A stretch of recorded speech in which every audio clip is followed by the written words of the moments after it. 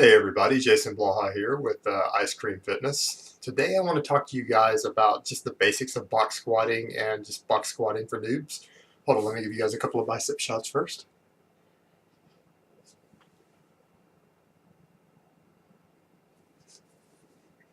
Okay, on to box squatting.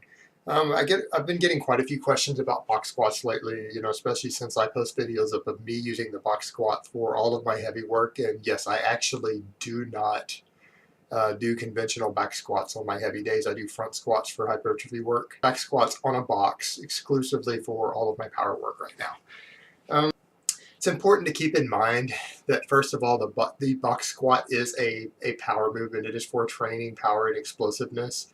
It is not something you should be doing high reps with, and there's a couple of reasons for that.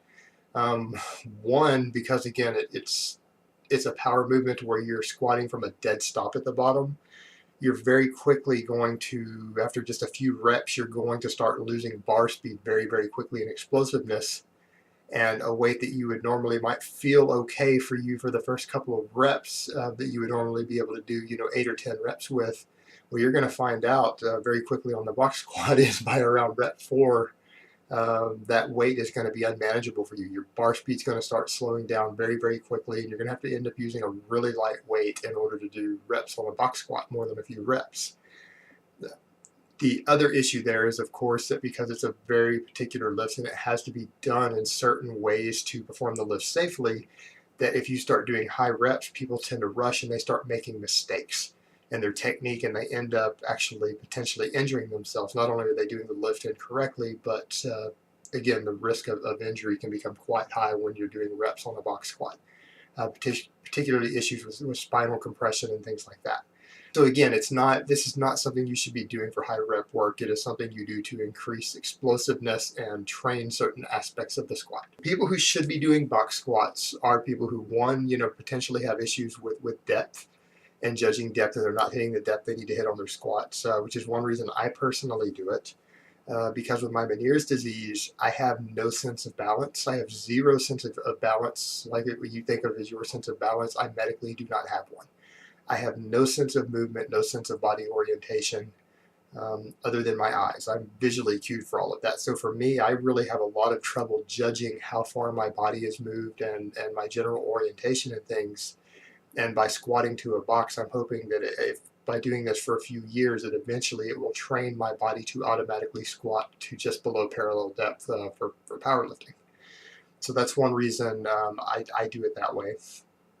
Other people who should definitely be considering doing the box squat is anyone who has difficulty, with just the bottom half of their squat, flexibility issues, people who have any cave-in of their knees on the squat. When you do a heavy squat, if your knees cave in a few inches at all on the concentric rep of your squat, you have a massive hip weakness, and box squats are one of the ways to very quickly remedy that, to start getting your hips stronger, get them engaged.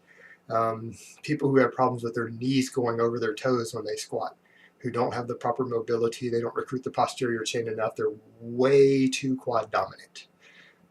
Those people would benefit from box squats because, one, it trains you to sit back more, and it keeps your knees from tracking as far forward, and it trains you to recruit the posterior chain. People who are, again, aren't really working their hips, glutes, hamstrings correctly, engaging those hard enough during a squat, will benefit from that. And the other thing, of course, is that it just trains general explosiveness and speed out of the hole, because you're squatting from a dead stop at the bottom. You have no spring, no bounce, no stretch reflex. You're forced to do the lift correctly. You have to come out of the hole really hard. You have to generate bar speed quickly, and you have to sustain that bar speed in order to handle what would be an appreciable weight for you. So again, it's also for anyone who's trying to train for more speed, strength, and explosiveness. The box squat is a tremendously useful tool. All right, I'll go ahead and show you a clip of me box squatting.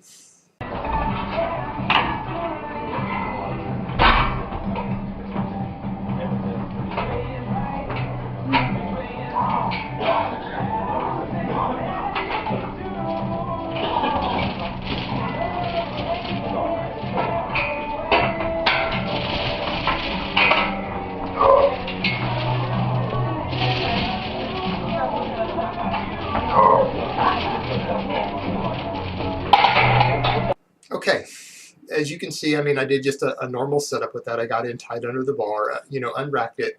You'll notice that, again, when I unracked it, I had my scapula completely retracted, the bar set in hard, and you will notice that I went ahead and set my hips a little bit and got a protective curve in my lower lumbar before I unracked. Then you'll notice when I stepped back, once I got over to set up, I didn't just immediately plop down onto the box. One thing I did that you will notice if you look closely at the videos is that I set my hips before the first rep. I set my hips and glutes backwards. I got everything super tight. I ratchet up my entire body extremely tight. There's no looseness there. I tighten everything up, then I set my hips and my lower back into the position I want them to be in at the bottom of my squat. I set that at the top. And you'll notice I come down onto the box. I get onto the box and I actually sit back just a little bit. I didn't just touch the box. I sit back just a little bit, but not so far that I lose the protective curve in my lower back. My lower lumbar still has a protective arch in it.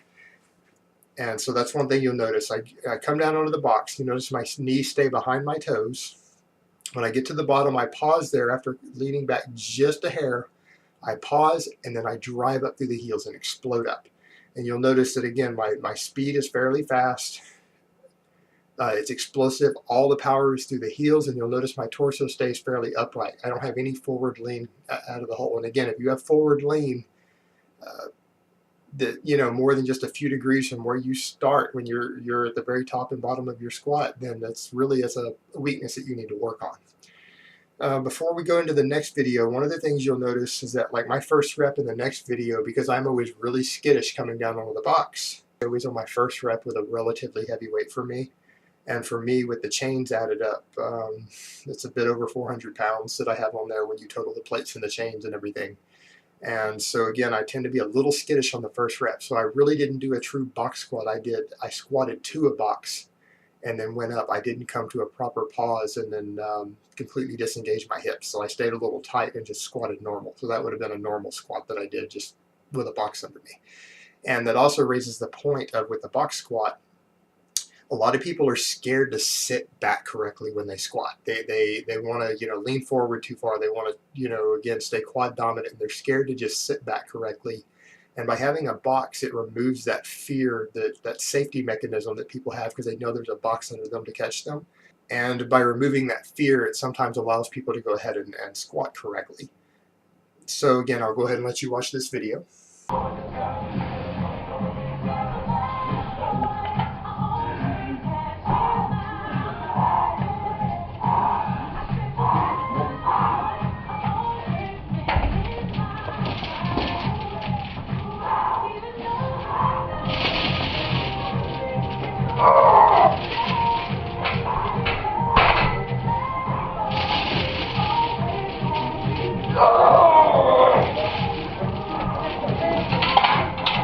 Again, you probably saw in the video the point I made on the first rep was actually not a true box squat. It was a squat to a box, and then the second rep was a correct box squat. Okay, something else again I want you to notice is that, again, I'm very, very controlled when I'm doing these box squats. I'm coming down to the box. It's an extremely controlled eccentric. There's no looseness. Again, I'm ratcheted up super tight, and it is a completely controlled descent. Because one of the things, the claims that's been made against the box squat by some experts is that it is extremely dangerous for your lower back. But it's only if it's done incorrectly, and by incorrectly meaning if you're plopping down onto the box. If you're not controlled, if you hit that box hard with any amount of momentum, and especially if you hit it hard enough to lose the curve in your lower back, you're putting compressive force on your spine. So you have the inertia, the weight on the bar, plus the inertia of you hitting box, springing and hitting the disc in your back and the cartilage in between. So yes, I mean, doing heavy box squats to where you just slam onto the box, you are taking a tremendous risk of herniating a disc or causing, again, problems with your spine. So again, if you can't learn to control the movement, actually you probably shouldn't be fucking squatting if you can't control the movement. You need to go figure out what's wrong with your body, see a physical therapist, because if you can't control your descent, you probably have no business even lifting weights or working out. There's something physically wrong with you.